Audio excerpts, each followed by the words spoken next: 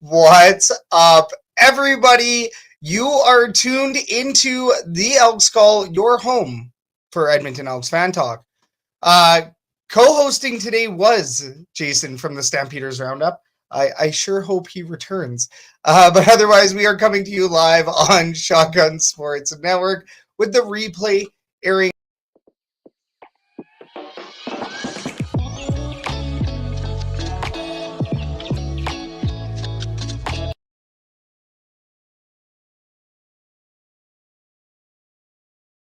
I do not know what just happened. This is an interesting technical difficulty we have run into today. Here we are.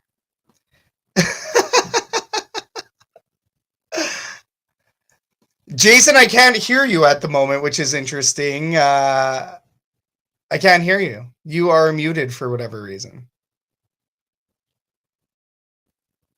If you can, try to rejoin us.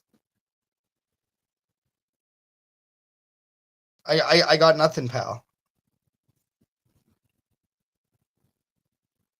Of course, this is the one episode that Catherine does not play IT tech here. And we are having technical difficulties. Nothing yet. There we go. Jason's going to rejoin us in just a moment. But otherwise, very exciting times. Unfortunately, not for the Edmonton Elks. That game was a bit brutal. Do we have audio now on Jason? Hello. I think we do. There we go. Welcome back, Jason. Man, technology is working as hard as the Elks. Okay, take it easy. Coming in hot. No, Jason, the Elks are 4-7 at the hands of your team. So, man, I can only imagine how you're feeling about it. But please do tell us how you are feeling about it. Well, I mean, I can't say I'm surprised. I knew it was going to be tough for the Elks to win, but I have to say, as good as the Stamps defense is and as good as, the offense is, you held the offense down to 28 points and you guys scored some points, right? Some points, not that many points, not a touchdown. I mean, a touchdown as far as points goes, but was not actually a touchdown on the turf. It was more like 2 field goals and a rouge. So, I will say Monday was some of the most fun I've ever had, despite the score. We'll be sure to talk about the fan bus experience in just a moment. But for today, we can't thank you enough for riding with us, everybody. Jason, don't know what kind of technical wizards you have on your end, but thanks to them as well. All of our viewers and listeners, thanks for being here tonight. Hit the like, hit the subscribe buttons to show some love. Your support means everything to us here at Shotgun Sports Network. Now, like we said, Kathy is missing our IT department. Unfortunately, over on this side, Kathy's taking the night away from the show. Well deserved. I got to give a round of applause for Kathy because I don't really deal with this side of things. And I will tell you right now, it is a whole different world. Big shout out to Kathy for everything she does for the show as well. Okay, we do see everybody in the herd chat. We will get to some of these comments in just a moment. It's great to see everybody in there buzzing. Show schedule for today is as follows. Let's open it up with some tailgate talk. It's an all-new segment we're bringing out today, talking about the most recent game day as a whole. Next, after that, we're going to bring you the Stamps Herd Report, where we bring you the latest game news and transactions in Double E land. After that, we're going to give you an Edmonton sports update, and then we are going to do some green or gold, our spin or on hot or not. Finally, we're going to open up the fan forum, the fan favorite, where we talk about hot topics surrounding the Elks and the CFL world as a whole. We are interactive. So make sure you blow up the herd chat if you're watching on Facebook or YouTube to get your comments and questions onto the show. All right, tailgate talk.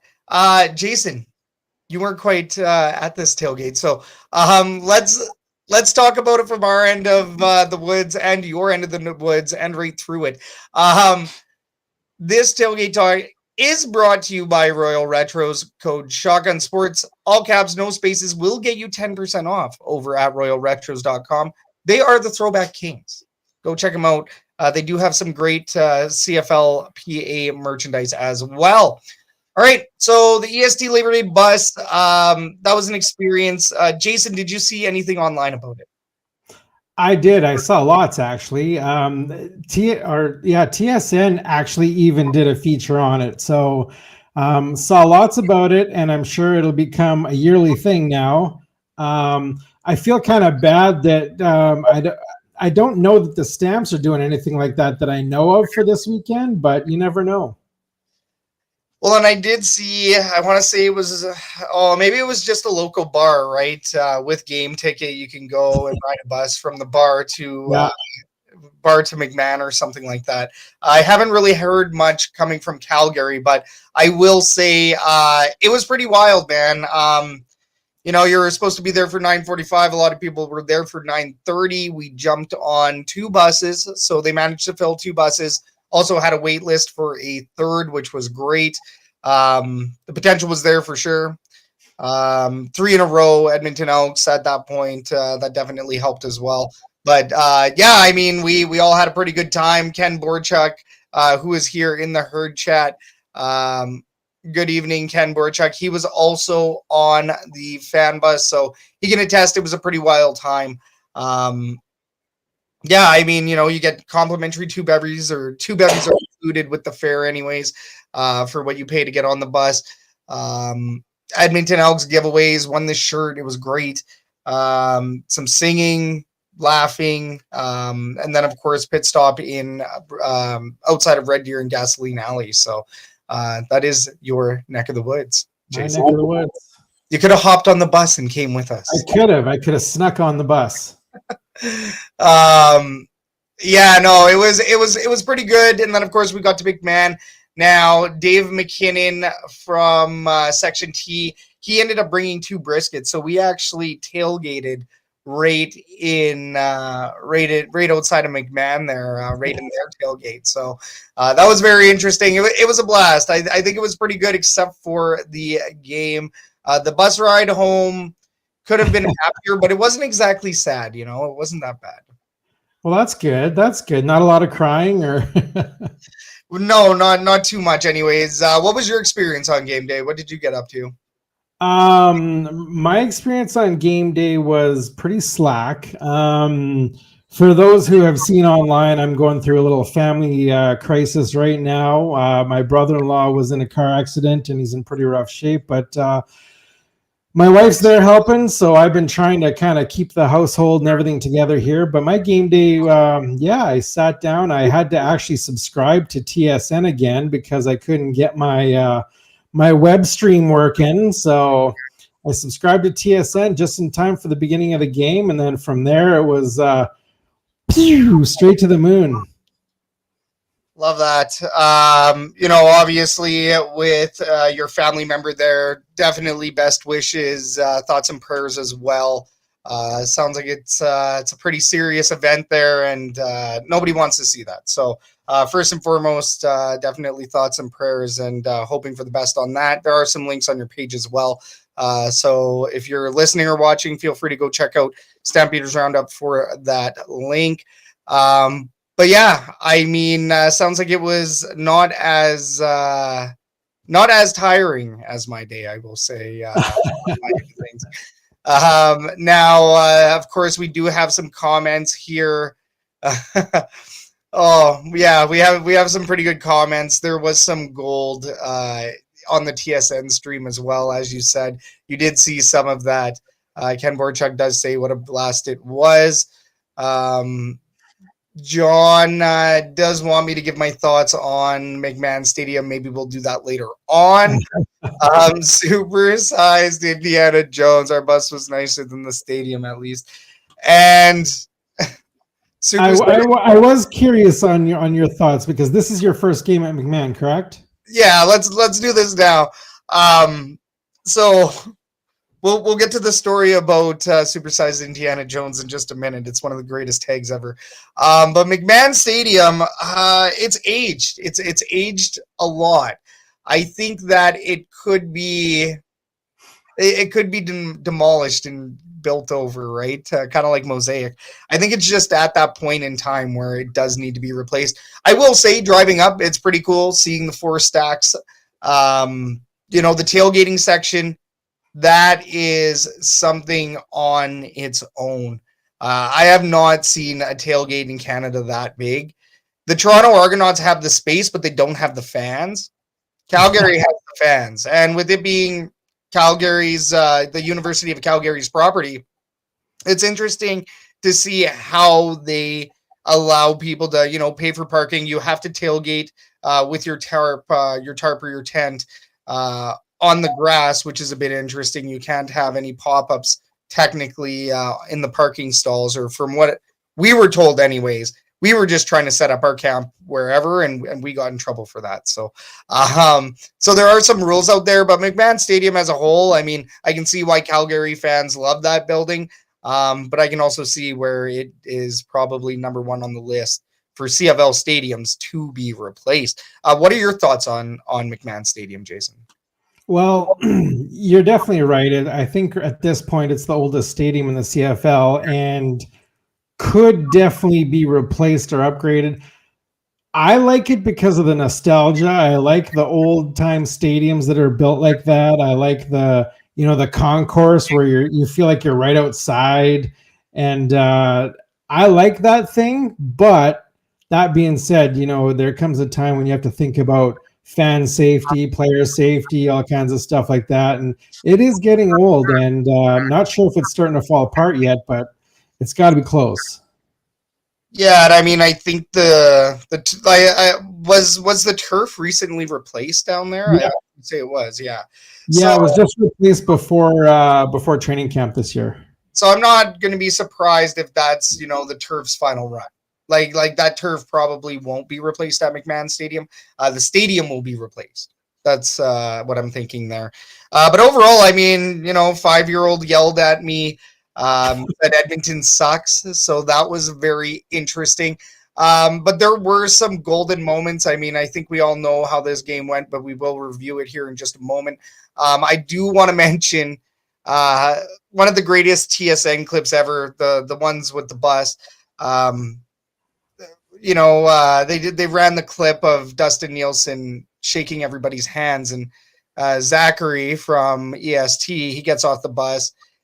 Dustin Nielsen gives him the, "Hey, welcome to Calgary." Zachary goes, "Can I hug you?" And Dustin goes, "No." He goes, "No." Well, and then Dwayne Ford goes, they're showing our section and everything, and Dwayne Ford's like, "How come you didn't hug that guy?" And Dustin's like, "Well, aside from the fact that he works for me and, he's kind of annoying, I just didn't want to give him a hug." and then Dwayne Ford's like, "Okay." And he's like, "Better question. Is supersized Indiana Jones with your crew as well?" And Dustin Nielsen's like, "We call him the Big Uke. The Big Uke." Oh my goodness, Dwayne Ford lost it. Over under on Big Uke's shirt coming off. Apparently, as the game went on, you can't tell while you're up there. We were kind of near the party deck, and feel bad for those folks. We were standing. We were just kind of taking over that section. It was Section X. Go figure, right? Section X represent, and yeah, I mean, Big Uke's button slowly but surely, everybody coming off by the 10 to 20 to 30 minutes or whatever. Every beer a button opens. Button by the quarter, right? And just like a Motley crew too, nobody got too out of control. Everybody was kind of within their limits, right? Ken Borchik was kind of leading some sing-alongs and whatnot. So it was just a really good group, a bunch of nasties, a bunch of Elks fans. Yeah, and I mean the just the audacity of walking in with your own tailgate and dropping that down as well. It was wild, man. I wish you would have been there for that one. I know that you have been to a Riders game most recently, I want to say in Edmonton, and as we know, we have the rematch coming up. So I don't know if we'll quite see yourself and Tina down for this one, but I'm sure we'll see you again soon. You never know. You never know. I was planning it, and we'll see what happens. Oh, yeah. Hopefully, right? Fingers crossed. Family first, as we say over here. I have to ask, besides the tailgate food, did you take in any of the McMahon Stadium food? No, I did not. I took in the McMahon Stadium Canadians and Coors Lights. I will gladly admit.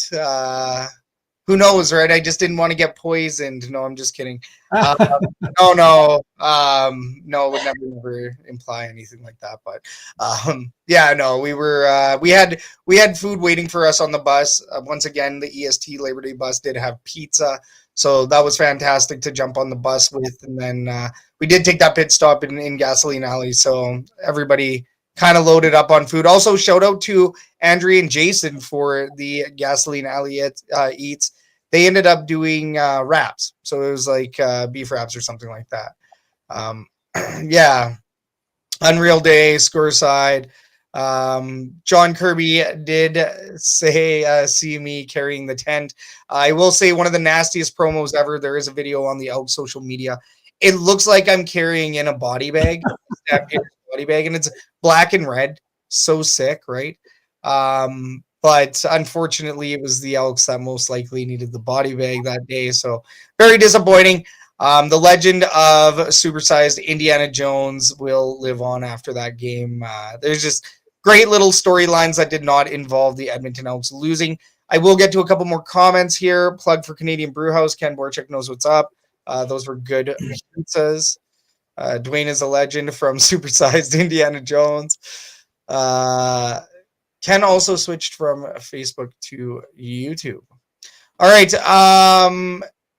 Yeah, and John did ask about the fan buses coming up from Calgary, and unfortunately, we don't know about it. But we got to talk about the Stampeders. We got to talk about this game. We got to talk about the Elks. So let's bring you a fusion segment here. This is the Stamps Herd Report brought to you by the Stampeders Roundup. If you want to listen to Jason's show, we can't make it any easier for you, but we're usually all about that green and gold over here. The green and gold is bold, and we still salty. So there's your plug. It's Stampeders Roundup. Go check out Jason's show, which is actually very insightful, and we love it over at SSN in the closet. Yeah, it's in the same place as this show, so you can't miss it. Right after this show, you can go watch Jason's last episode. See, look at that. That was cordial. All right, Jason. So as we know, your team dominated very well. Because of that, this is the Stamps Herd Report. So you get to lead off on the quarter by quarter, my friend. Yeah, I mean, there was so much and so little at the same time. First quarter, Vernon Adams hits Rhymes to open the scoring in the end zone after a failed attempt at hitting Rhymes in the end zone. That opened up the scoring, made it 7-0 for the Stamps. After that, there was some hope in the Elks' lungs and wings. Blanchard hit a field goal to make it 7-3.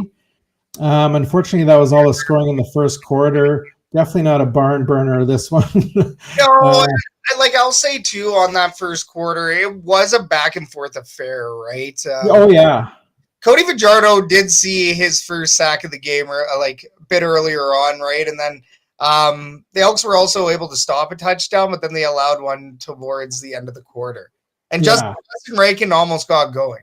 That was the closest we saw Justin Rankin to gaining a little bit of momentum, right?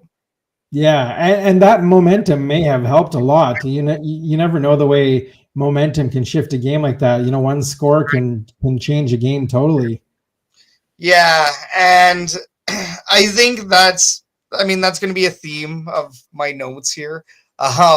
This Edmonton Elks game was a story of lost momentum, whereas the Calgary Stampeders found a way to play very complimentary football.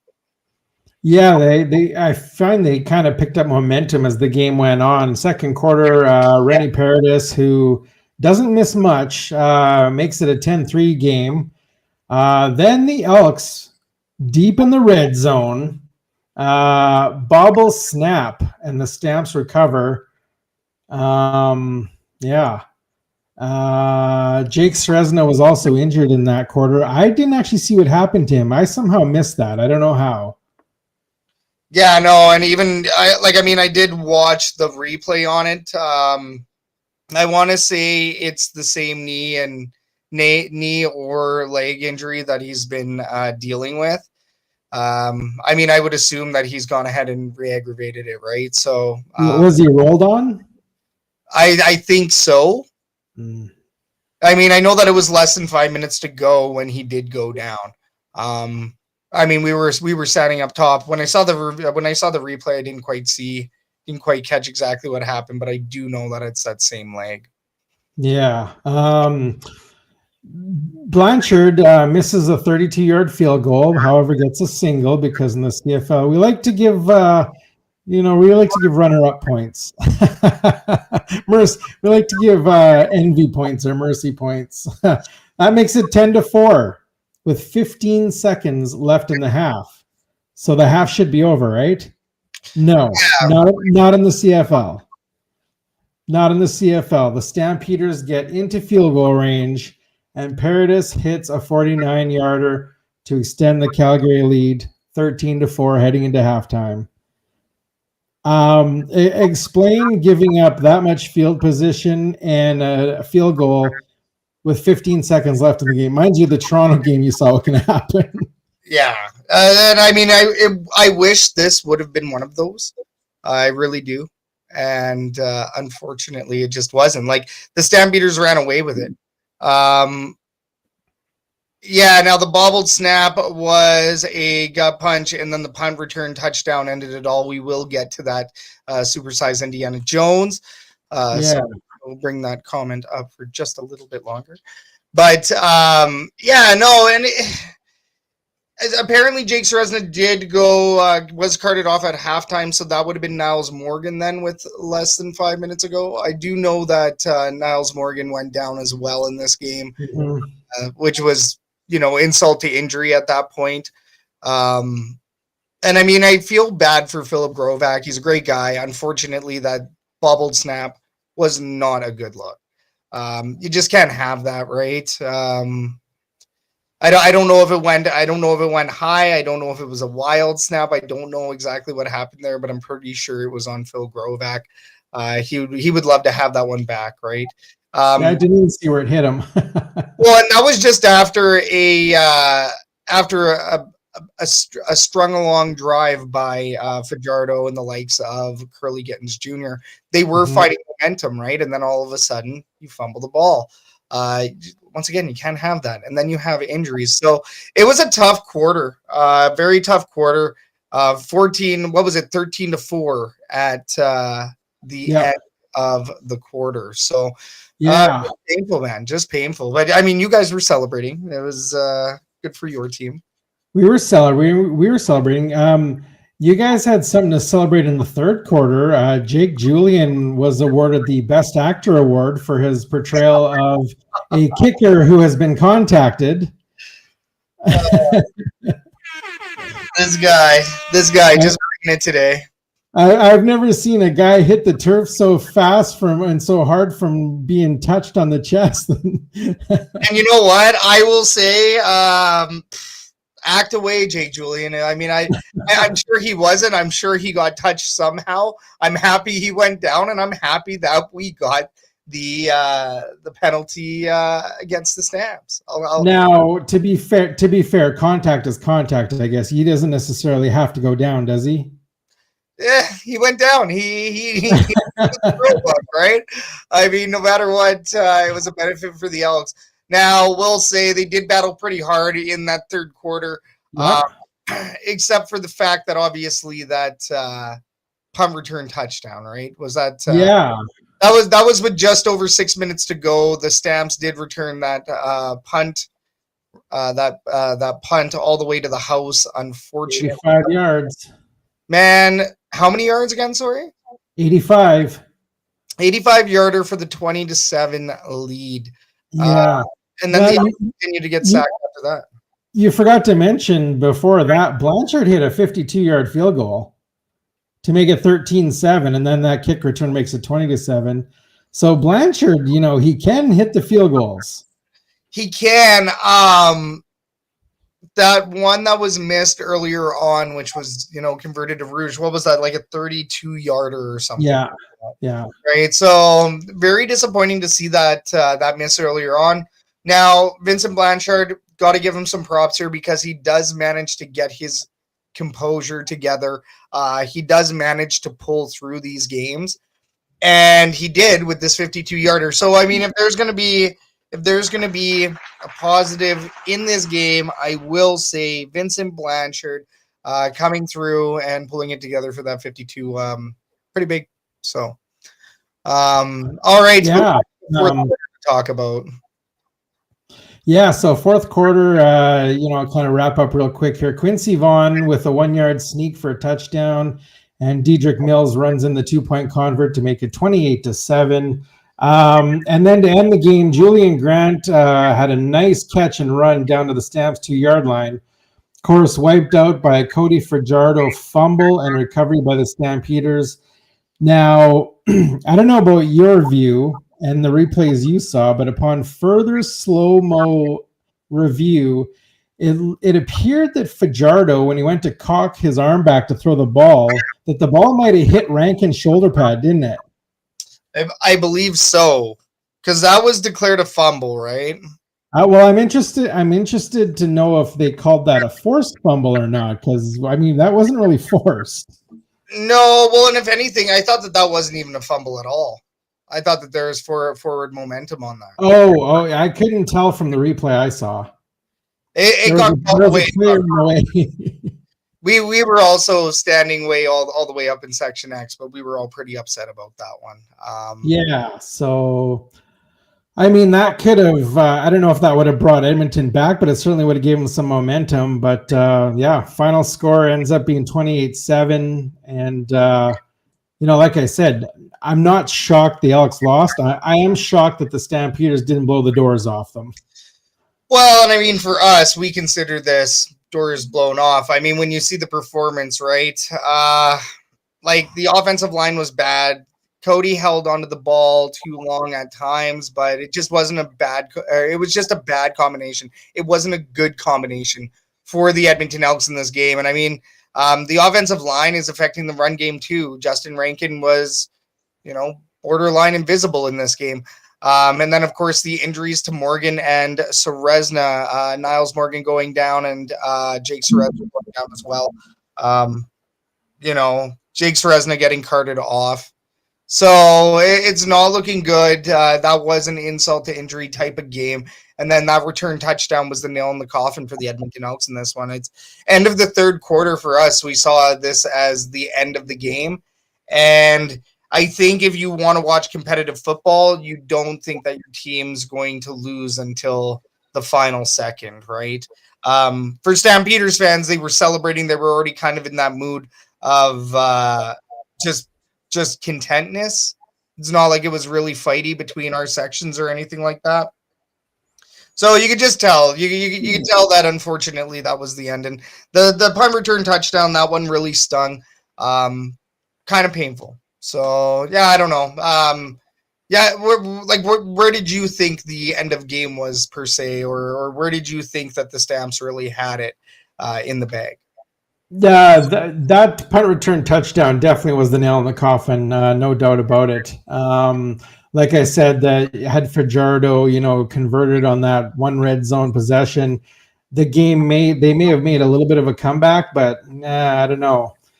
Maybe a little late in the game. Looking at the stats, I mean, if I was to look at these stats and not look at the score, I would have thought that Edmonton may have won. I mean, Fajardo, 255 yards passing. Yeah. 21 of 33. I mean, he didn't have a bad game. They just didn't put the ball in the end zone. No, and I mean, technically the Elks did have 99 rushing yards, right? But a lot of that was Cody Fajardo. The Elks also took tackles for a loss, 26 losses, 26 yards on 5 plays, right? So, I mean, it's frustrating. It's very frustrating. Net offense, like the Edmonton Elks had 328 yards of net offense compared to Calgary's 287. Technically speaking, like the Edmonton Elks didn't play terrible. By the stats, they actually played really well, like you said, right? That passing stat of 255 yards versus 162, and we will. I don't know if I did indeed put the Verdon Adams question in there, but like, yeah, I think that we have a quarterback question later on in the show. I don't want to spoil it. I mean, really, Dedrick Mills had 17 carries for 106 yards. I mean, if Edmonton could stop that run, this may be a different game as well. Yeah, Dedrick Mills was a cog for the Calgary Stampeders in this game, unfortunately for the Elks. Dedrick Mills, tough to deny him, but it's also the offensive line over in Calgary as well. On the flip side of it, defensive line of Calgary is just disgusting right now. They're looking really good. They're not giving much for rushing yards against. Like we said, there was quite a few on the Elks side this game, but that was because of Cody Fajardo's legs, if anything. And I mean, it's not like the Elks' 6 penalties were really big stabs, but it was critical timing once again. 6 penalties for 64 yards. Those stung. Calgary Stampeders 7 for 60 yards. So the Calgary Stampeders actually had more penalties in this game. Very interesting stat. Yeah, look at the red zone stat. Calgary got there once and punched it in. Edmonton was there twice and came up with nothing. Yeah, and that's a frustrating facet of this team. We're getting back to that stage of impotence in the red zone. You need to be able to stab it in. And simply put, they struggle. I don't know what it is, and it is kind of flashes of 2024 and 2023 Edmonton Elks. So hoping that they can get a couple touchdowns in this game on a Saturday. Just looking to see here if there's any very notable. Well, obviously the 5 punt returns for the Calgary Stampeders for 109 yards. I think we know. Wow. 85 of those was 1 punt return touchdown. Yeah, I think we know why that stat swung that way. Alrighty, so let's talk about. Oh, sorry. If I could just talk about one thing that I was kind of disappointed in is I was really wanting to see Adam Bighill because they pumped it up on social media that this was Adam Bighill's debut with the Stamps. Didn't hear his name once. I don't even know if he hit the field at all. Yeah, I'm not sure either. But you are right. For a player that they were really pumping up in this one, I don't think I saw much of Biggie out there. Yeah. Very interesting. Considering that they pumped them up, but hey, that's coach's decision. That's not media and marketing's decision. So there's probably a bit of a disjoint there. All right, for Edmonton Elks transactions, offensive lineman Carter O'Donnell has joined the herd. He has experience with the Arizona Cardinals and Indianapolis Colts of the NFL. Chris Jones secured his rights in 2022. He will not play a Saturday, but Carter O'Donnell, welcome back to Edmonton. Carter O'Donnell, he used to play for the U of A Golden Bears. Big boy, really big boy. I guess everybody at the Elks office is very surprised with how gigantic this man is. So I really hope that he can stop some bodies from getting to the quarterback. Most likely, I mean, I could see him in one of the guard positions or at center. I'm not exactly sure where he's going, but I want to say he's probably. Well, I'm not entirely sure at all. But I would say most likely guard. I would say that our right side of the guard is pretty weak right now. in Edmonton. That offensive line struggled in this game, as we could tell by the sacks. Do you want to take a look here? I think we do still have these stats up. Yeah, I mean, 4 sacks for 23 yards against Cody Fajardo. They need help on the offensive line. I think that was pretty obvious, even all the way from Red Deer. Yes, it was. I mean, I don't think I've watched a Elks game all season, but I do hear you guys talk quite a bit about the offensive line, and I've seen a lot of comments online about the offensive line. So I did know that it was an issue, but now I finally got to see it with my own eyes, and it is definitely an issue. Yeah, and I think this is the first step in solving that problem, right? The offensive line is just it's been pretty brutal. It's nothing like last year's offensive line, which had a slow start as well, but they at least got it together at some point, especially by Labor Day. With this offensive line, they have not gotten it together by Labor Day. Carter O'Donnell is signed through 2027, so really hoping that he's going to be a cog here in Edmonton for the foreseeable future. Injuries. We do have the official injury report from the Edmonton Elks. I believe I have this brought up. Official injury report here is as follows. Nick Anderson, linebacker. He was limited in practice. Jared Brinkman, D-line, also limited in practice. Jake Serezna, D-line, did not practice. Niles Morgan, linebacker, did not practice. Jake Serezna's is knee. Niles Morgan has a leg injury. Jared Brinkman, that was shoulder. Nick Anderson, that was abdominal. And then Curly Gittins Jr., leg cramps. He was limited in practice, but he is expected to return to the field. So it looks like we're going to get Nick Anderson back. Just it cost us Jake Serezna and Niles Morgan, which is very disappointing. Very disappointing.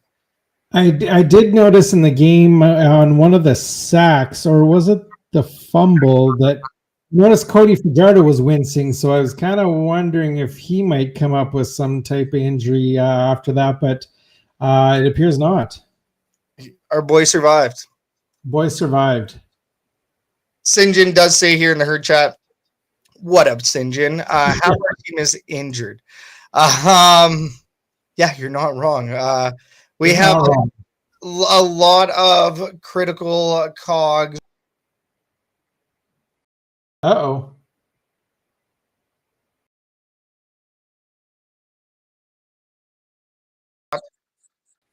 Return.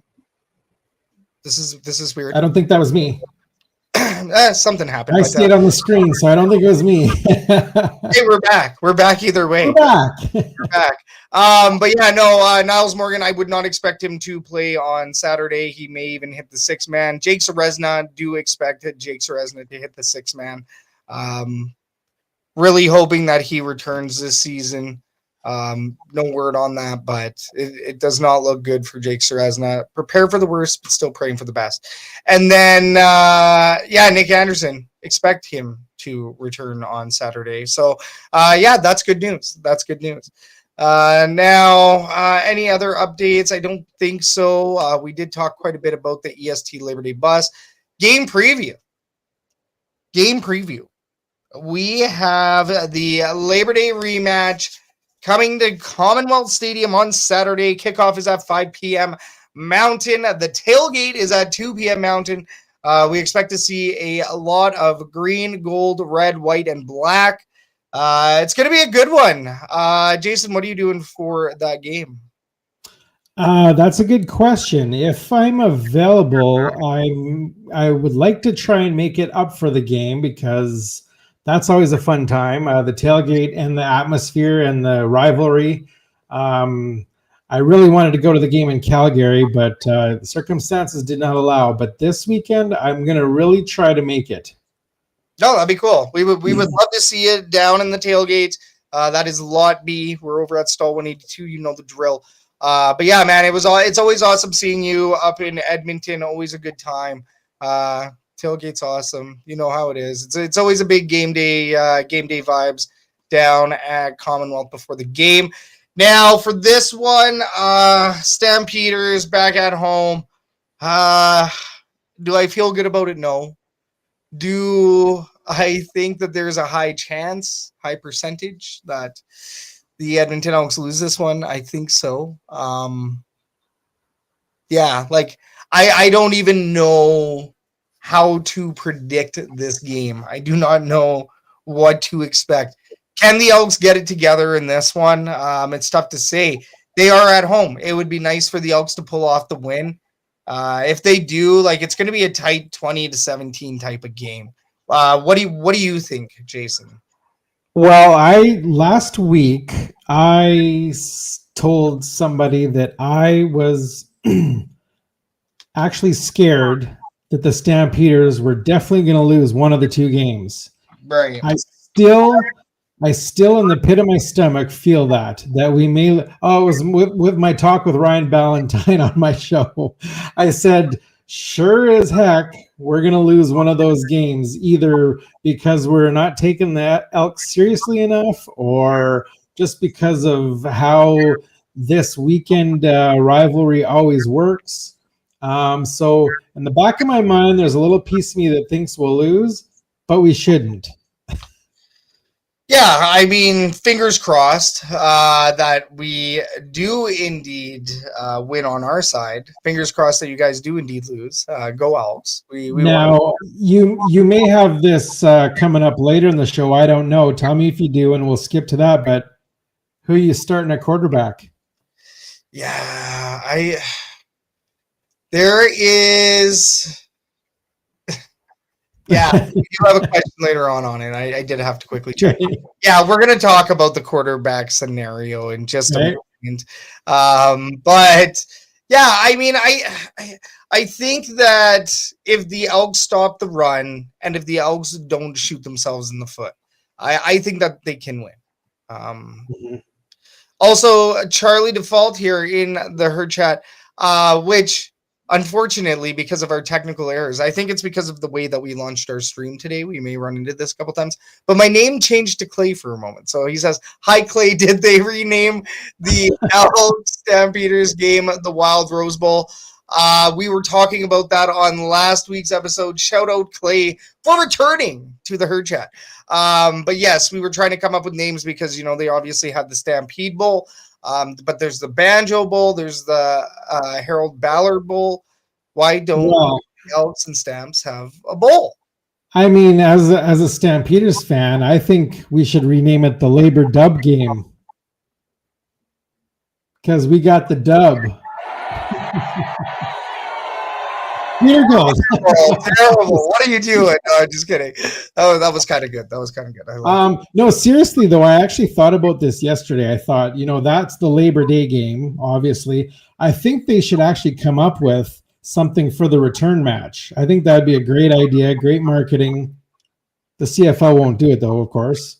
Like the Wild Rose Bowl, like Charlie said, right? So yeah.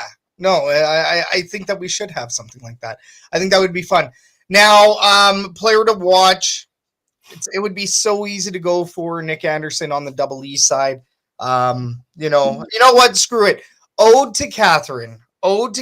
Shout out Kathy, who is not with us today. She will be back for the next episode. But it's going to be Nick Anderson. I'm going to go with Nick Anderson. Shout out Kathy. Why? Because I think he's going to be hungry, and I think he will make an impact. I will say Joel DeBlanco has been rather well. In this last game, Joel DeBlanco for defense, he did have 5 defensive tackles on the game, trailing only Royce Metier with 7 defensive tackles. So, yeah, I mean, I'm interested to see how Nick now slots in, and I want to see what kind of impact Nick Anderson brings to the Double E in the Labor Day rematch. Jason, who are you watching for on the Stampeder side of things? I'm watching. I'd like to watch for Damian Alford because ever since he's come back from his injury, he's kind of been a non-participant. I haven't seen him targeted much. I haven't seen much from him at all, which is weird because before his injury, he was on fire. It seemed like he was the only target. So I'd like to see him targeted more and become a big part of the offense. Mills is always exciting to watch. I like those two and Big Hill. I'd like to see Big Hill in and make an impact. Although I think the problem they're having is the way this defense is playing. Who do you take out to put Big Hill in, right? Yeah, I mean, you run with what works, right? And Adam Big Hill is a bit of an outsider looking in on the team right now. It's probably great to have his veteran presence there, just even in the locker room as more of like a player coach, right? So so I'm going to stick with Alfred. I'm going to say Alfred is going to be a player to watch. I would agree with that. Damien Alfred, his interview with Jason is also on the network as well. So be sure to go check that out. Very good interview in preseason with Damien Alfred there, Jason. Yeah, friend of the show. Friend of the show. You love it. You love to see it. All right. Next up, we will bring you an Edmonton sports update.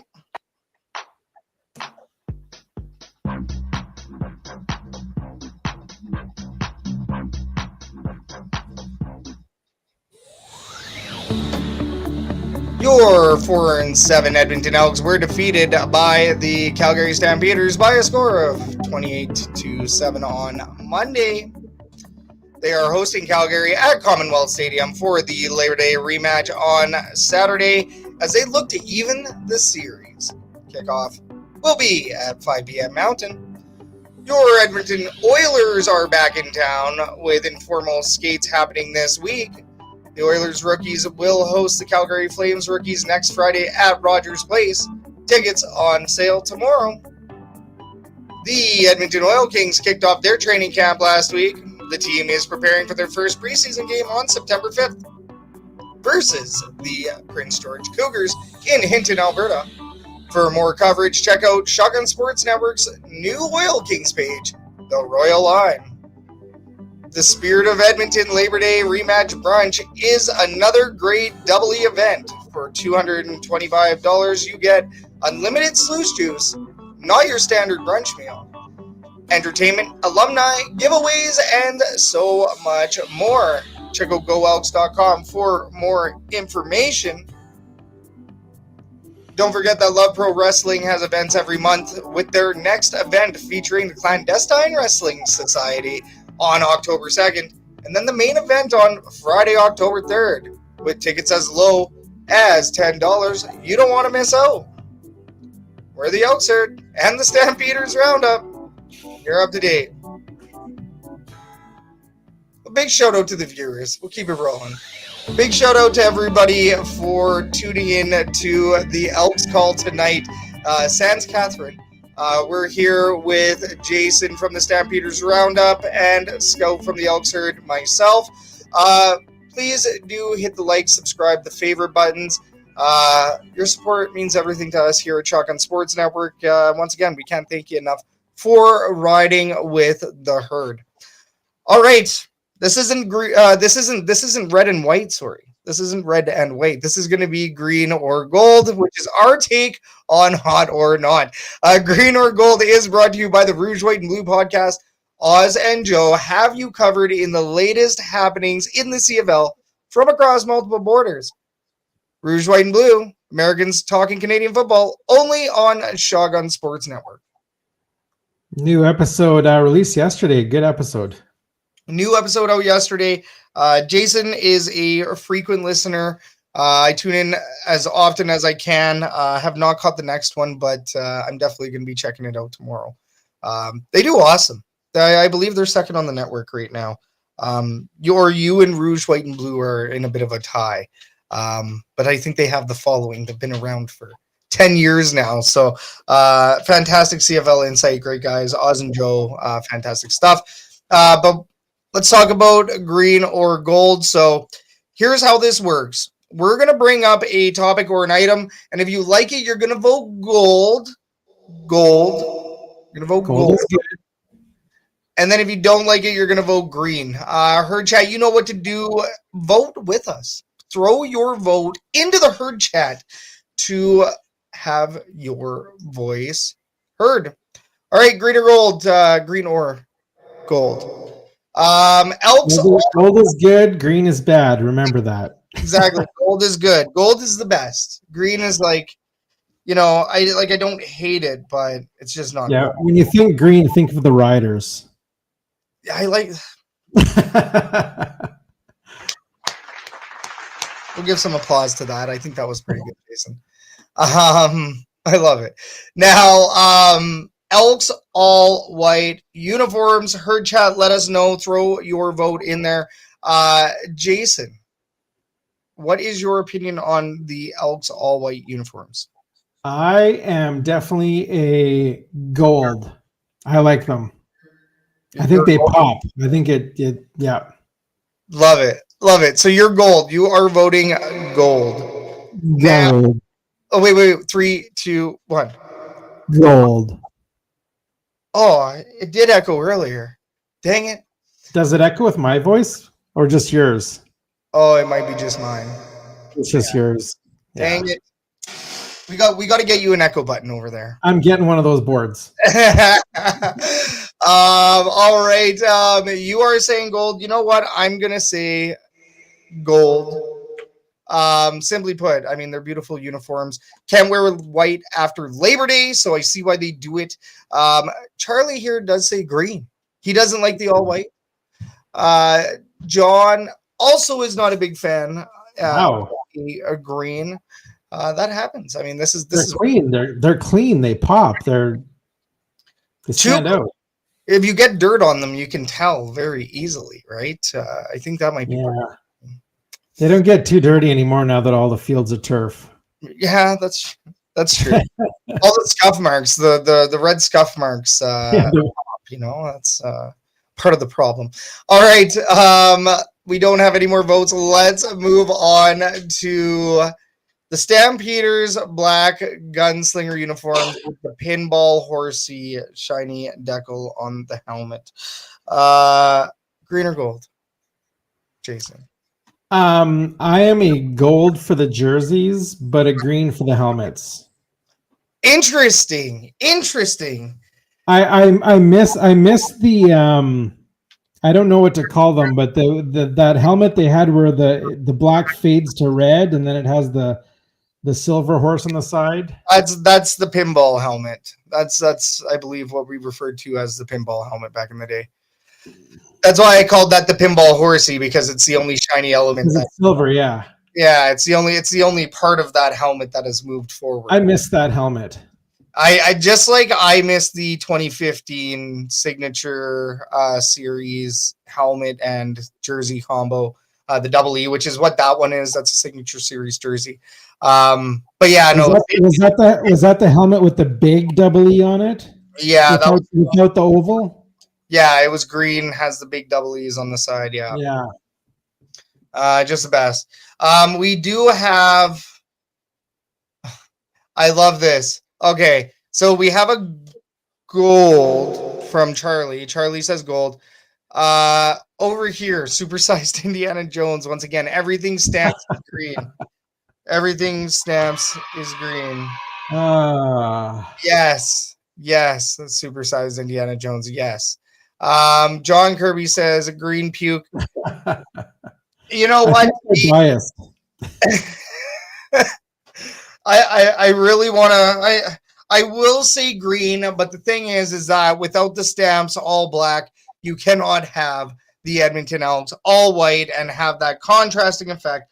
So for that purpose, even though I do agree that everything stamps is green, for the purpose of the segment, I'm going to say a quick gold, and I'm going to pretend like I never said it. Said what? No, it's I will say that the all black is a clean look. You like to see it in the CFL. I think that all black versus all white look, or the black and red look versus the all white look, it's sweet contrasts, adds to the tradition that much more. And then of course the Stampeders come up with their white uniforms and square off against the Elks in their most likely icon jerseys. They will be wearing, there we go, those ones. So much like they used to wear those ones on Labor Day, now they wear these ones on Labor Day. Catherine is missing like our pinnacle show here. This is lonely. Like, you are great company here. And we're gonna probably wear the KFC jerseys. Yeah, yeah, you are. The full KFC bucket here. I can't wait for it. It's just a fun day. I love the Labor Day series in general. I think there's just some certain little things that are different, like we saw with the bus ride down. It's a day off already. You have to go to work the next day, some of us. So, and then of course with this rematch as well, it's on a Saturday. You don't have to go to work the next day. Edmonton gets to party it up pretty good. And then of course the Labor Day rematch brunch, which is supporting minor and amateur football here in Edmonton. So I mean, it's becoming more of a tradition now here in Edmonton, which is really cool. You like to see that. John Kirby here in the herd chat. I'm surprised KFC hasn't sued Calgary. I used to call them the candy striper jerseys until I heard you refer to them as KFC buckets. Now they will forever be known, especially in the herd chat, as KFC buckets. Love that. Supersized Indiana Jones does have a slight bias. And Charlie Default does say, good job, Jason. Oh, thanks. All right. Now let's move on. Let's move on to our final segment of the night. We had to bring back the fan favorite, which is the fan forum. This fan forum is brought to you by the Argos Fancast. Join Clay, Will, and Sir Douglas as they give you the latest from Argos land right here on Shotgun Sports Network. So once again, go check them out. Another great show, just like Jason's, and of course the Elks Call as well. Tooting my own horn, or tooting our own horn here over here in Edmonton, because it's not like we can talk about a win here today, Jason. And it doesn't matter what team you cheer for. Any CFL content is good content, and you should watch it all. I love that. I completely agree, man. And that's kind of what we do. I mean, hey, we'll take a quick 5 minutes right now to talk about Shotgun Sports Network. That's why we all do what we do over here at SSN. It's very, very cool to see all of us CFL creators come together, and of course UFL as well. We do cover UFL, Birmingham sports. So Ryan Messer does fantastic down south. You do great down in Southern Alberta, or covering Southern Alberta. We got the North. So I mean, it's great to see. And then of course Oz and Joe covering all of the CFL. Our partners over at Argos Fancast, they've been doing it for a hot minute. So it's great. And, when it comes to Grey Cup, if you ever get to go to a Grey Cup, I will say it's fantastic. We all get together and it's like we all didn't miss a beat. Or you go to, BMO Field and you run into these guys, and it's like you've known each other forever. So it's like kind of like a giant family over here. But all CFL content, protect this wholesome league. Even Luke Wilson, shout out Luke Wilson. I know that a lot of people don't like him right now. Jason, now that Kathy's not here, and I can finally ask somebody about Luke Wilson. What are your thoughts on Luke Wilson? I like Luke Wilson. For anybody that watches NHL, he is the CFL's biz nasty. He tells it like it is. He doesn't care what anyone thinks. He goes at it with fans on social media. He's real. He's real, and that's what we need.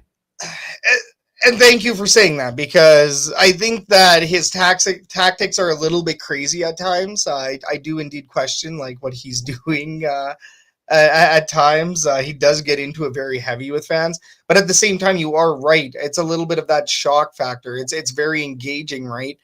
People do actually listen when he talks. A lot of people don't have to agree. And hey, I don't agree with every single point that he makes, right? No. But he has people talking about the CFL. That's right. So I will say I do agree with his mission. It's just the route that he's taking on it sometimes is a little questionable. But no, that's a great opinion. Thank you so much for sharing that. It's all gold. It's all gold. All righty. Um, let's take a look at some herd chat questions here real quick before we move on to the fan forum. Luke doesn't like to see empty seats at stadiums and doesn't understand why the young generation doesn't support the CFL. And I mean that's fair, but nobody likes to see empty stadiums, right? And it's my point of view is it's tough getting the younger generation to really be interested in anything outside of social media and what's on their screens, right? It's very hard. Yeah, I agree. Yeah, and I mean we're in the screen era now, whereas like our parents didn't have screens so readily available or in your hands or anything like that. So going to these games made a lot more sense for entertainment, right? Now, like you guys take your boys to the games, and they're going to grow up as CFL fans, and they're likely going to go to games in the future. I've taken my kids to a couple of games. While they're not huge fans, they like it. Our daughter cheers for the Elks, but you know she's not a super fan that watches every game. right. But at least there's interest. Well, and it's just getting that engagement going, getting the foot in the door, dragging the kids away from the screens, right? That's exactly what it is. And I mean, we try to get the boys out to as many games as possible. They're both season ticket holders, so kind of hoping that we can maintain that going forward, past the next couple of years. So, but the Edmonton Elks have done a great job of making that accessibility factor a lot better here in Edmonton. It is a lot more accessible now to be an Edmonton Elks fan and to be able to afford to go to the games, to be able to bring your kids to the games, lots of $15 tickets and things like that. So, well, yeah. And family days as well. I think every team needs to ensure that at least once a year you have a family day where kids get in free. Yeah. Name me any other thing that you can go do around town that costs you $15. Exactly. Nothing. You can't even get a McDonald's combo anymore. Right. Also, Supersized Indiana Jones does say, nice to hear your daughter made the right choice in teams, Jason. Go out. Comment. And no. At least my other daughter's a Flames fan. Oh, they're redemption. And then John Kirby does say kids get in free Saturday in Edmonton. So once again, that's that because it is dubbed, I believe, the next gen game. So kids get in free for that one. Just taking a look. No empty stadium in Winnipeg from Charlie, of course. On the subject of maybe we should all just get Snoop Dogg to do the halftime show every week. That would get people in the door, right? Or at least have some more big halftime acts, which I will say that kind of masks the problems that the W were having in 2017, 18, 19. So sometimes it works and sometimes it doesn't. At least with BC, they do have a product that is becoming a lot more exciting to watch, as opposed to, let's say with what's happening in Double E land. At least, yes, it is starting to get more exciting to watch. Yeah, you can't waste the halftime money. You got to save it. Well, I mean, we had Tate McRae on our side until she went and flipped, and now she's an Eskimo or an Elk, apparently. The Tate McRae.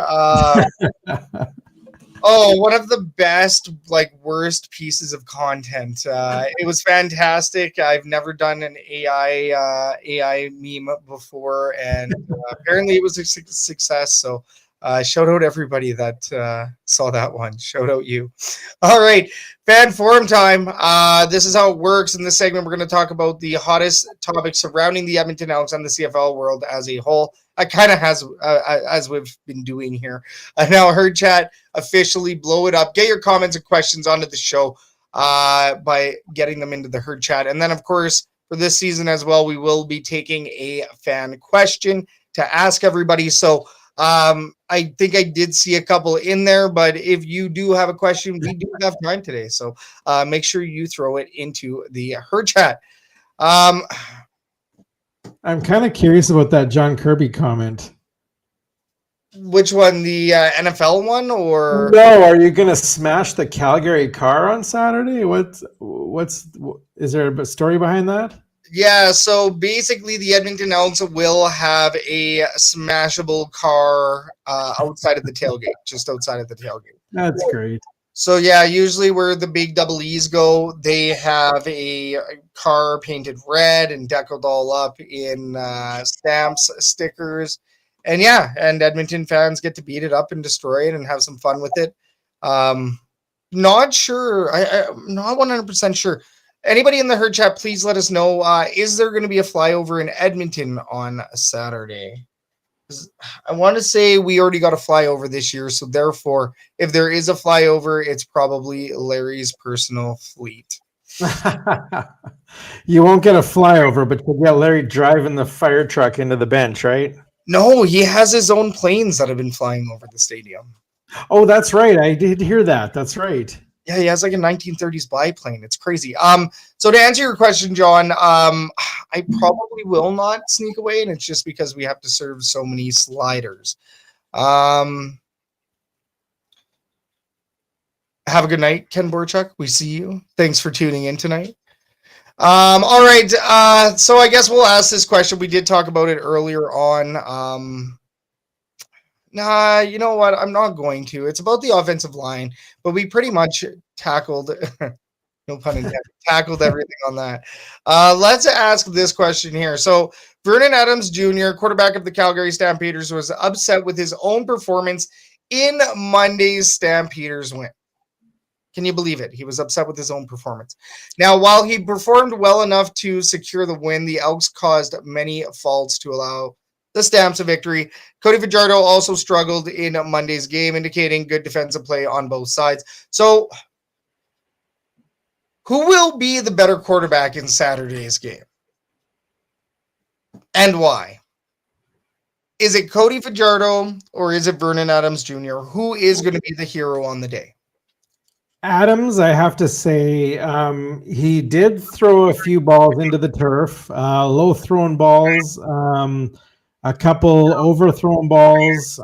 So that's probably why he was upset with his game, because he missed a lot of those targets, and a lot of those targets he wasn't under pressure. So I could see why he was upset. Well, and I think I would say that Cody Fajardo performed similarly in that sense, except for the fact that he had more pressure. A little bit. Yeah, like a little bit. He, for Saxworth anyways, but no, but I would say that there were quite a few of underthrows and overthrows for Cody Fajardo. So, you know, kind of getting back to it, who do I think will be better on Saturday? I'm saying Cody Fajardo. I think that's obvious. I am biased.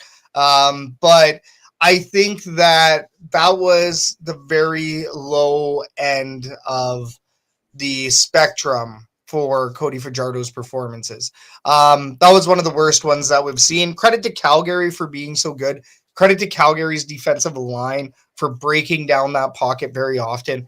I do think that the offensive line will probably perform more or less the same. Like, it's hard to think that a magic wand is going to repair that offensive line in like 5 days flat, right? Or 4 days flat. So, yeah, I mean, I think that Cody Fajardo is going to perform better. Who's going to be the better quarterback between him and Vernon Adams Jr.? Well, I think that was a very, very, I think that was like the worst performance that Vernon Adams Jr. has had all season. No? I think so. I think you're not far off there. I think it's going to depend on on the running backs. Obviously, Mills, you know, he's running the ball and running the ball well. That, you know, if Mills isn't running the ball well, maybe Vernon Adams throws the ball more and completes more passes and does better. Whereas on the Edmonton side, you know, you weren't getting the running game going. So Fajardo had no choice but to start airing the ball out. If you guys get the running game going somehow, maybe Fajardo doesn't have as great of a game. Or I mean, flip side, maybe he does even have a better game because that's going to bring, you know, a double threat. It's gonna double threat. I mean, Justin Rankin can catch and he can run. Yes. So I mean, I don't know if that brings a spy. That's more so Cody Fajardo using his feet. Speaking of feet, I think another question that we may have here is, does Trey Ford draw into this game? And we've seen questions out there on social media. We see people talking about this one. It's tough to say that Trey Ford does unless Cody Fajardo is absolutely bombing by the end of the first half of the game on Saturday. What do you think, Jason? I think you're absolutely right. I think that the team is Fajardo's to lose right now. And yeah, the only way, mind you, Edmonton is down in this ball game and Ford didn't come in. So I don't know if we'll ever see Ford again. Well, and I mean, it depends on injury. I think at this point it depends on Fajardo injury. I think it also depends on performance, obviously, as well. I don't see Fajardo slowing down unless he has like 3 bad performances in a row. You could technically consider this game against the Stampeders on Monday. Sorry, you could consider that one an X, right? So 3 strikes in a row. They may switch back to Trey Ford. Now, we're still 2 games away from that. That is more incentive for Cody Fajardo to ball out here on Saturday. And now, once again, I will also say, though, that a lot of that was the Stampeders defense being elite. The Stamps are playing elite football right now. They're playing really good. I don't even know how they lost to the Ottawa Red Blacks twice. Twice. How did that happen? I don't know. Fans are blaming the first game on weather, but both teams played in the same weather. Exactly. Yeah, it's not much different. About 3 degrees centigrade. Ken Shapka here in the herd chat. We should change the offensive coordinator. Jordan Maximic. I think that there is a lot of room for growth and improvement for the offensive game plan. At times, I mean, I do think sometimes it fits, but then there's other times where it's a bit clunky. The fumble in that game, in this last game, the fumble was a momentum killer, and then a punt return touchdown was the absolute nail in the coffin. The offense didn't move the ball into the end zone once naturally. So, it's a 3-phase loss at that point. The defense let in around 21 points. Defense, if anything, was probably the best phase, right? Well, think of it like this. There's the missed field goal, there's the fumble, and then there's the fumble by Fajardo. That's 3 scores right there. And the punt return touchdown, that's a big swing. Yeah. That's all momentum into the hands of the red, white, and black. So, I mean, I think that was also maybe something that we haven't seen in a while with this team, was a borderline dominated loss. The Stampeders, I wouldn't say they absolutely dominated, but I would say that the Elks didn't look like they had a chance in that game. So that's kind of the frustrating part on my end of it. I think that the Elks were close, but they got close, and then the Stampeders ran away with it, and there was nothing you could do. Yeah. Assessment. Yeah. And I mean, celebration was on. Calgary was definitely partying that night. The tailgates were going crazy as we were leaving. So people didn't even go into the stadium. I think that's the other interesting part. I know we've been talking a lot about this trip, but I think around McMahon Stadium, it is very, very cool to see the real American tailgate vibe. You see people. We see people not even enter the stadium once, but they have TVs rolling just to watch the Stampeders outside of McMahon. And like, it's not like tickets are that expensive. It's not tough to go inside of McMahon, but hey, people just go and do that tailgate. That's what count as attendance. They're there. Yeah. It should, right? It should. Attendance gets ripped on too much. 27,000 plus in attendance on Monday. Now, Chris Egger does say that Stamps D-line, it is doing what I expected the double E D-line to do. And, you go through the injuries that our D-line has had. Now with Jake Seresna down on top of Robbie Smith, who's also on the 6th game. It's just brutal. It's brutal. It's great. I mean, great for you guys. Good for you guys. We don't celebrate that team too much down there. So don't worry, I'm not celebrating it now. But I will say, to go through the futility of last year. What a turnaround for the Calgary Stampeders. And I know I'm a rival, but I hate to see Edmonton going through such a tough time. I really do, for so long. I mean, you got to turn it around, if anything, for the sake of the game. It's the CFL is better with a strong double E team in Northern Alberta, in Edmonton. So it's just, the more competitive, the better. I don't want to see the Ottawa Red Blacks go through a 3 or 4 year slump either. There's certain teams that you don't want to see them. You don't want to see them go through these types of slumps. I'll put it that way. The CFL is better when there are more teams playing more competitively. I will say that. I'm looking. I believe I saw a herd chat question here. I'm just scrolling on through. But yeah, I mean, will Trey Ford draw in soon? I getting back to that one, I don't think we will see him draw in soon. It'd be hard to figure out a scenario other than an injury where he does draw in. But I will say as well, there were some chance for a brief moment in Calgary. There were some Trey Ford chants. So yeah, I was hoping those ones shut down really darn quick. That's for sure. Was that from the Double E fans or the Calgary fans? Double E fans. I mean, you know what? That would make sense, right? That would make sense. And yeah, I mean, we did give our thoughts already on McMahon Stadium. What was your thoughts when you went there, Jason? Because I know you went there early on for Fan Day. The new turf is great. And, I said it before, I like the old-timey stadiums because of the nostalgia. And, I mean, the sight lines aren't bad. The seats could be better. The bathroom situation could be a lot better. When you go into a bathroom and we're all,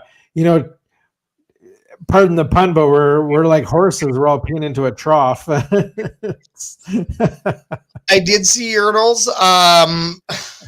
but those were also still shoulder to shoulder, pretty squeezed in there. So, yeah, definitely in need of a new barn. But I'd like to build a new stadium, but somehow keep the old time look and feel, if that's possible. Yeah, something like a double decker would be good there, right? Something similar to what Commonwealth has, or even TD plays. So, you do a classic double decker stadium.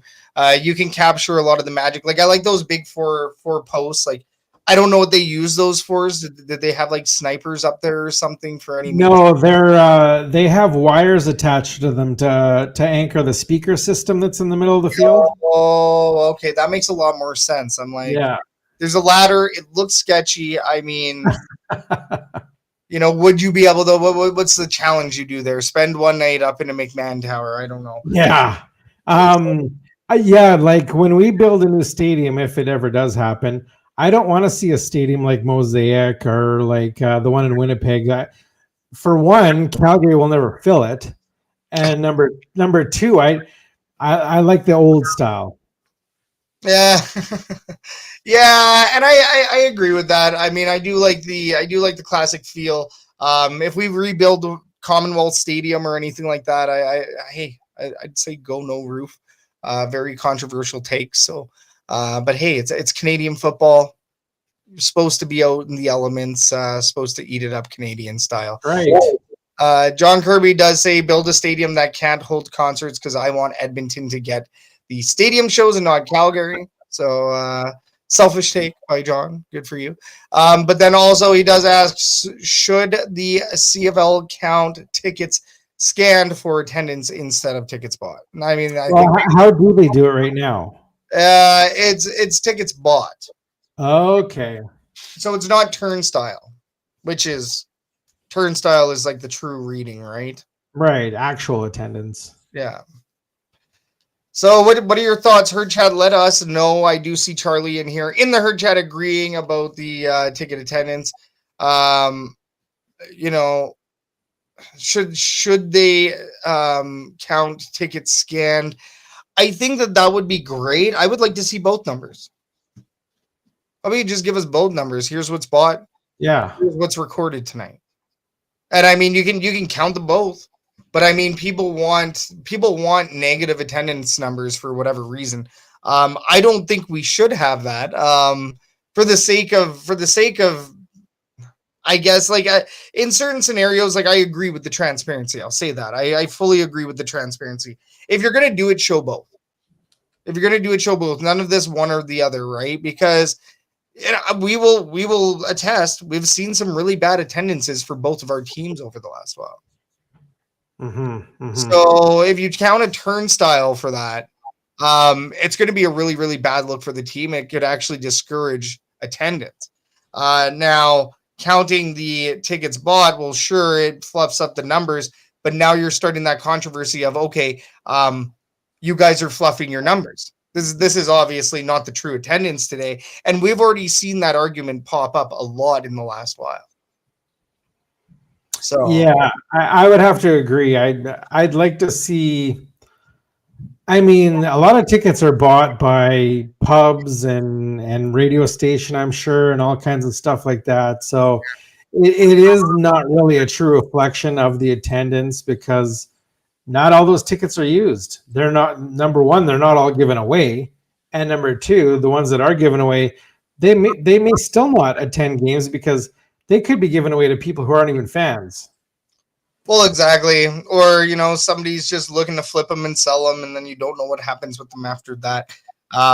Tickets get distributed. Tickets get bought. Tickets get accounted for. Tickets get distributed, right? So that's... I like the idea of what the Elks did. I don't know if they did it last year or the year before, where is if you bought a game ticket and the Elks lost, you could use the ticket for next game. Isn't that what they were doing? Marketing nightmare. Was it a marketing nightmare? Oh man. I guess we can talk about this one. We definitely have the time. Yeah, that one bit them in the derrieres. Yeah. I'd be curious to know if you have any kind of interesting marketing ideas. Marketing ideas. My marketing idea is always open up the upper deck and sell $10 tickets. That's my marketing idea. If you want to go watch the game, here's $10 tickets in the upper bowl, or at least in the upper bowl corners. Gets people in the door, gets people at the game, gets people buying pop and food and merchandise. And so it's a loss leader in that way. But if you have $10 tickets, heck, make it a $5 ticket and watch that place fill up, right? Yeah. It's just that you can't also stomp on the people that paid good money for where they're sitting. So I don't know. I think in my opinion, the way to getting people back into Commonwealth Stadium is with $5 and $10 tickets. You start to fill in those corners, and then you start to raise the price as you get bigger attendances, right? Towards the middle where, kind of that premium seating is. You offer up to former season ticket holders that were up there, offer them their seats back, or offer them the premier seats up in the upper bowl, up in the middles. But otherwise, yeah, I mean, $5 and $10 tickets. If they do something like that, you get people in the building. You fill up. Yeah. It's at what price, right? At what cost? At what price? Because there is indeed staff that have to come in for an upper bowl opening. There are implications with doing that. Of course, there are challenges. It's not as easy as just open it up and sell the $10 tickets, right? But I think that you could engage. Like if you did a big $10 ticket sale and you had it up in the corners, even the one side, even the sunny side on a cold fall day, If you open up those corners and sell $10 tickets, I can almost guarantee you that you'll fill those corners. So that is a great idea. And Charlie does say no scout. People show up for a winning team, not a constant loser. And I mean, I will agree with that point. But then the thing is too, is like, you have to do something to ensure people return to Commonwealth Stadium, because yes, even if the team is a constant loser, you still need to fill the coffers. You still need to make sure the bills are paid and everything else. So, of course, John Kirby does mention the name change, which is we're never going to lose that one. Scout, they can't get rid of the load seating in the upper deck, but only one side has load seating. The other side is still open. Let's see. Charlie does say, I am a Bombers fan first, but I'm a CFL fan and want to see people in the seats. That makes for a stronger league. And I agree with Charlie. Yeah, you got to agree, Jason. Yeah, 100%. It's it's a fantastic league. We need more CFL fans. And hey, CFL fans are made on game days, which we have a big one coming up right around the corner between our two teams, Jason. So this is very exciting. This was good. We're gonna go ahead and officially close this fan forum. Closed. Jason, this has been awesome, man. For people that are listening and watching, where can we find you on social media? Well, number one, you can find my show on the Shotgun Sports Network, right next to the Elks Herd and the Elks Call. Social media, you can find me on Twitter, Facebook, Instagram, and TikTok. I am at Stamps Roundup, pretty much everywhere. Oh, and Blue Sky. And on Blue Sky. It's been awesome. Your show has been fantastic.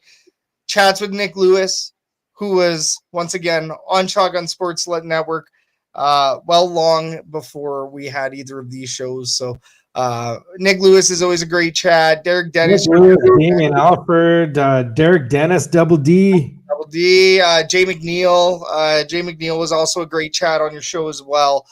Great to hear his insight as a former player and now a president. So, man, you do fantastic work over there. We obviously know who our fans are over here, but we also have CFL fans in this chat as well. So, CFL fans, make sure you go check out the Stampeders Roundup. Jason, thank you so much for filling in for Kathy tonight. I was lost behind this keyboard. We had some technical difficulties, but we got through some stormy seas, and yeah, man, it was fantastic having you as a co-host. And you know that I will be on the Stampeders Roundup next year, or even maybe soon enough. Who knows? Maybe once you guys make the crossover and then you get to the East Final to play us in the Grey Cup, maybe we'll connect then. I'll see you next year, Jason. No, I'm just kidding. Believe with the double E's, fan. Believe with the double E's. The Edmonton Elks still are not mathematically eliminated. They need a win on Saturday. So, man, this was awesome. Once again, I know I've said it 3 times already, but big shout out you for joining us as the co-host tonight. Anytime. Got to give you that love. And big shout out to everybody for tuning in today to our show. Supersize Indiana Jones, shout out Big U, Charlie, John. We got Ken, and Ken were in the herd chat.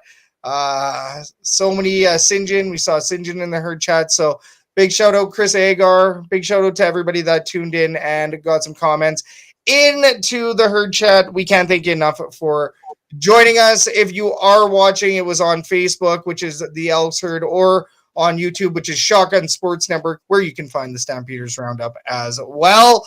And then if you're listening, it could be Apple Podcasts, Spotify, anywhere you get your podcast, really, or even Edmonton Sports Talk. So big shout out you. Big shout out you. Round of applause for you tuning in. Until next time, my name is Scout, aka the rep from Section X. And my name is Jason, aka I haven't made anything up, but I should. That is Jason from the Stampeders Roundup. You did fantastic on it, man. This was the Elks Herd with the Stampeders Roundup. We're going to catch everybody on the next episode Wednesday night at 8:30 p.m. Mountain. Cheers, everybody.